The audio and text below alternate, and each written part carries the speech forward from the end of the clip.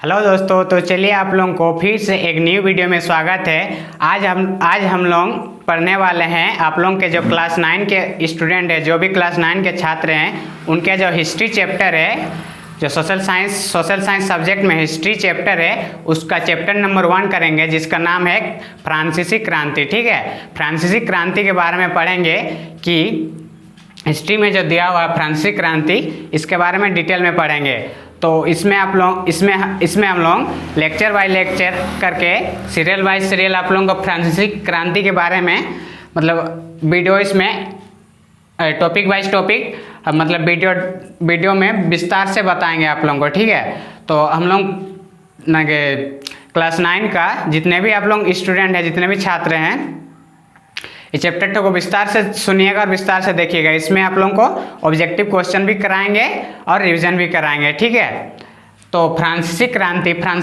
सबसे पहले समझते हैं फ्रांसीसी क्रांति क्या था। फ्रांसीसी क्रांति, ठीक है, तो फ्रांसीसी क्रांति में हम लोग थोड़ा बहुत अभी समझ लेते हैं कि फ्रांसीसी क्रांति 18वीं सदी के उत्तरार्ध, मतलब 18वीं सदी से पहले से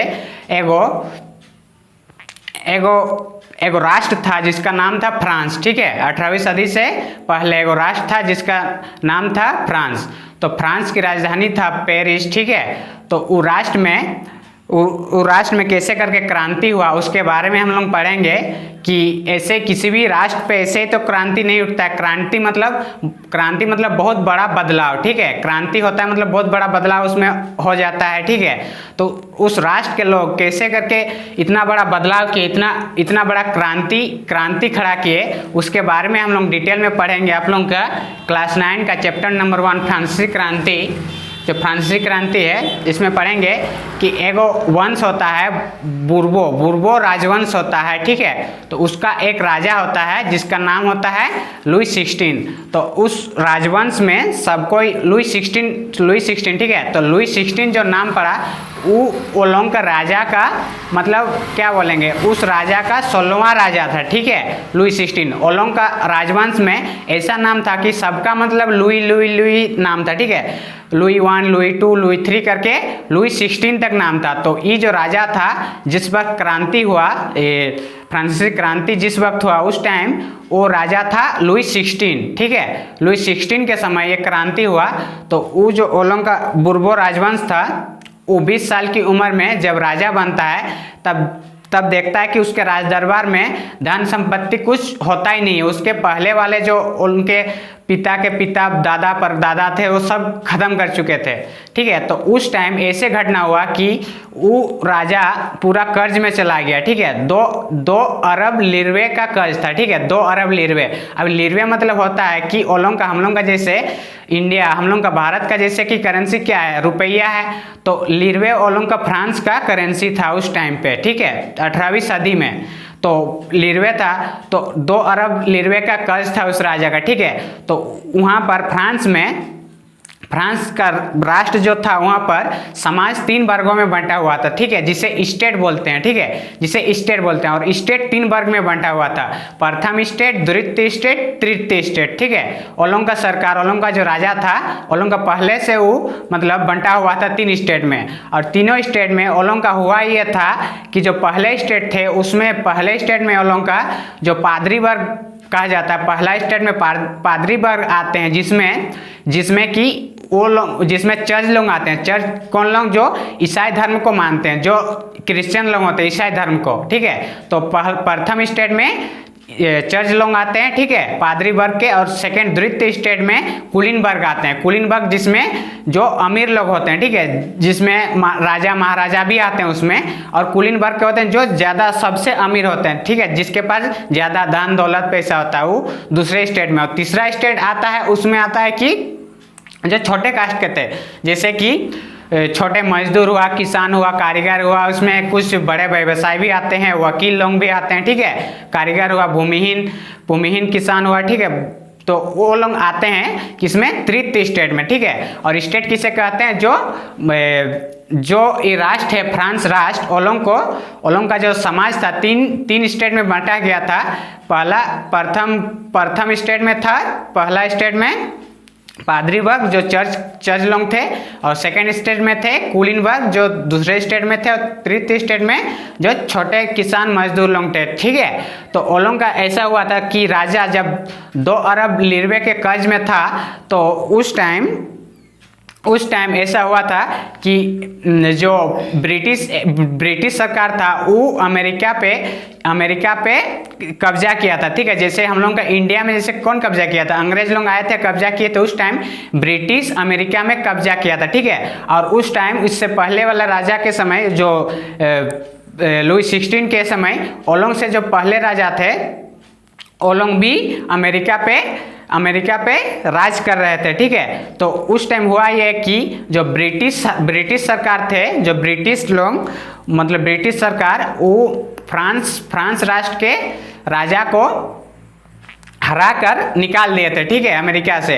तो उस टाइम ये राजा जो फ्रांस के जो राजा थे ये मतलब क्रोध के कारण ये अपना गुस्से से ये ब्रिटिश सरकार को हराने के लिए वो फिर से अमेरिका के लोगों का मदद करने लगा। ठीक है, तो अमेरिका के लोगों का मदद करते करते एलोंग का इतना मतलब स्थिति खराब हो गया कि एलोंग कर्ज में चले आए। ठीक है, 2 अरब कर्ज। जब लुई 16 राजगद्दी पर बैठा 20 साल की उम्र में, तब एलोंग का पहले से 2 अरब कर्ज में थे। ठीक है, तो उस टाइम जब वो अमेरिका का सपोर्ट करने लगा तो उस टाइम इसका कर्ज और बढ़ गया। कितना बढ़ गया? 10 अरब लिरवे और ज़्यादा बढ़ गया, मतलब 10 अरब लिरवे। ठीक है, और बढ़ गया। तो उस टाइम देखा गया कि उसका राजा बहुत ही कर्ज में चला गया था। तो उस टाइम वो सोचा कि अब कर्ज कैसे अदा करें जनता से, कि ओलोंग का जो जनता था। तो उस टाइम वो सोचा कि जो कर होता है, जो टैक्स, जो जैसे कि अब आज के डेट में हम लोग टैक्स बोलते हैं, उस टाइम कर बोलते थे। कर ओलोंग का जो होता था, जो लिरवे, जो ओलोंग का लिरवे होता था, जो करेंसी, उसमें मतलब बढ़ोतरी की जाए। और किससे बढ़ोतरी की जाए? जो ओलोंग का जनता थे। ठीक है, और जनता में किन से? जो जनता में ओलोंग का जो टैक्स अदा करते थे, जो कर देते थे, ओलोंग का 3 स्टेट में बांटा था ओलोंग का समाज। प्रथम स्टेट में पादरी वर्ग, सेकेंड स्टेट में कुलीन वर्ग, ठीक है, और थर्ड स्टेट में छोटे किसान मजदूर लोग। तो ओलोंग का जो राजा था उस टाइम उन लोगों का प्रथा था कि मतलब छोटे जो तीसरे वर्ग के लोग थे ओलोंग से ही टैक्स लिया जाता था। ठीक है, तीसरे वर्ग के लोगों से ही टैक्स लिया जाता था। तो तीसरे वर्ग के लोगों से ही टैक्स लिया जाता था, तो उसमें ओलोंग का फिर 12 अरब लिरवे का ओलोंग का कर्ज में चला गया था। तो अभी एक ही स्टेट से टैक्स लिया जाता था, कर लिया जाता था। तो ओलोंग के जो जनता थे, जो तीसरे स्टेट के जो थे, उसमें क्या थे? बड़े व्यवसाय थे, वकील थे, छोटे भूमिहीन मजदूर थे। ठीक है, छोटे भूमिहीन मजदूर लोग थे। ठीक है, बहुत सारे ऐसे थे जिनके पास खुद का जमीन नहीं था। वो बड़े जो दूसरे वर्ग के जो अमीर लोग थे, ओलोंग के जमीन पे ही ओलोंग खेती करते थे, अपना मजदूर गुजारा करते थे। तो उस टाइम हुआ ये कि जब तीसरे वर्ग के लोगों से ही जब ओलोंग के राजा टैक्स लेने लगे, तो ओलोंग का ऐसा पड़ता था कि मतलब जो थोड़े बहुत जो पढ़े लिखे वकील लोग थे, ओलोंग मतलब क्वेश्चन खड़ा किए, आंदोलन ये टाइप के कि मतलब हम लोग इतना टैक्स देने नहीं सकेंगे। एक तो हम लोग छोटे कास्ट के हैं, छोटे ये के, और ओलोंग का ऐसा भी था कि जो प्रथम स्टेट के लोग थे, जो पादरी व चर्च लोग, ओलोंग ईसाई धर्म के नाम पे ओलोंग भी टैक्स लेते थे। ठीक है, जो प्रथम स्टेट चर्च लोग थे ओलोंग भी टैक्स लेते थे। ठीक है, और ओलोंग जो टैक्स लेते थे उसको बोलते हैं टाइड। ठीक है, टाइड के नाम से ओलोंग टैक्स लेते थे। ठीक है, और ओलोंग का जो राजा था, क्या नाम था राजा का? लुई 16। ठीक है, लुई 16 जो राजा था वो लेता था, वो भी टैक्स लेता था। वो टाइल के नाम पे टैक्स लेता था, मतलब कर लेता था। तो वो कर्ज लेता था, किससे लेता था? जो तीसरे स्टेट के तीसरे वर्ग के जो लोग थे, तीसरे स्टेट के कौन? भूमिहीन किसान वकील लोग, जो जिसमें बहुत सारे छोटे मजदूर आते हैं, किसान कारीगर आते हैं, कुछ पढ़े लिखे वकील होते हैं, बड़े व्यवसाय बिजनेसमैन लोग होते हैं, वो लोग से ही टैक्स लिया जाता था। ठीक है, तो जब ईसाई लोग जो चर्च लोग वो लोग भी टैक्स लेते थे ईसाई धर्म के नाम पर, और उसके बाद राजा भी उन्हीं लोगों से टैक्स लेते थे।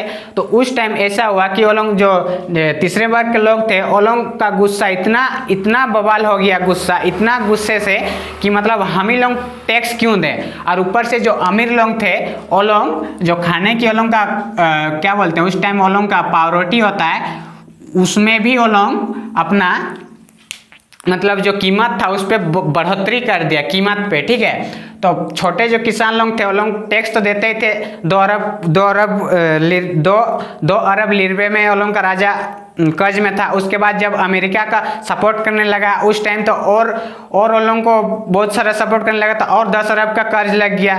तो वो फिर टैक्स जो कर था अगर 1 गुना लेता था, जब 2 अरब लिरवे कर्ज था तो जब 12 अरब हो गया और 10 अरब का कर्ज में डूब गया तो और 10 गुना ज़्यादा उस पर लेने लगा। वो छोटे स्टेट छोटे वर्ग के लोगों के साथ मतलब टैक्स लेने लगा। वो लोगों का राजा कौन था, जो लुई 16, तो लेने लगा।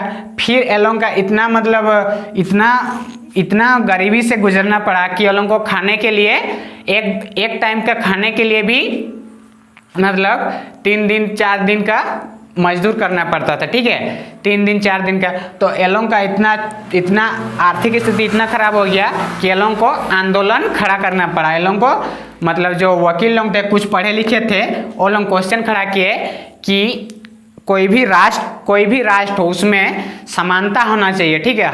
हर जो समाज है इसमें हम लोग का जो समाज था फ्रांस में कि सब में मतलब समान टाइप का क्या होना चाहिए, हक होना चाहिए। ये जो प्रथम स्टेट के लोग थे, कौन प्रथम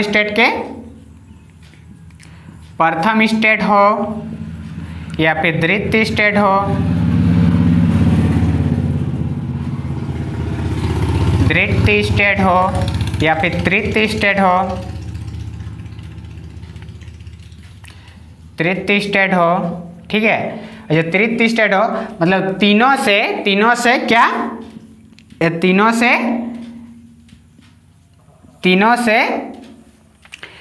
से सेम कर लेना चाहिए, ठीक है। ये लोग जो तीसरे स्टेट के लोगों से ही कर लेते थे, इन लोगों का राजा और जो चर्च लोग थे, तो लोग बोले सबको समानता का अधिकार होना चाहिए, उसके लिए मतलब तीनों से कर लेना चाहिए, ठीक है, क्योंकि हम लोग भी इस देश के नागरिक है और लोग भी इस देश के नागरिक है, ठीक है। तो बहुत सारा सवाल खड़ा किया गया, बहुत सारा आंदोलन हुआ।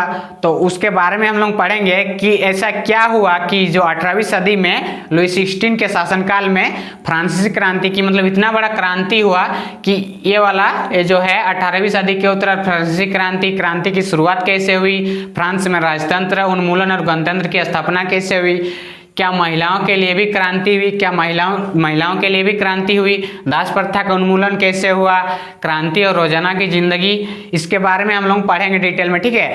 तो जो छोटे कास्ट के मजदूर लोग थे वो लोग इतना भड़क गए कि वो लोग को आंदोलन खड़ा करना पड़ा। आंदोलन खड़ा करने के बाद वो लोग को इतना गुस्सा था राजा के ऊपर कि वो लोग को और जो राजा था और जो रानी थी मतलब राजा रानी को फांसी पे चढ़ाया गया, ठीक है। तो उसके बारे में हम लोग डिटेल में पढ़ेंगे इस चैप्टर में। इसका लेक्चर 1 लेक्चर 2 करके डाला जाएगा, ठीक है। तो आप लोग सब बच्चे इसको देखिएगा, आप लोगों का क्लास 9 के लिए बहुत ज़्यादा ही आप लोगों को हेल्प मिलेगा, ठीक है। तो आज के लिए इतना ही, फ्रांसीसी क्रांति आज के लिए इतना ही। अब मिलते हैं अगले नेक्स्ट वीडियो में, ठीक है। अगर वीडियो अच्छा लगे तो प्लीज़ स्माइल दे दीजिएगा। Thank you.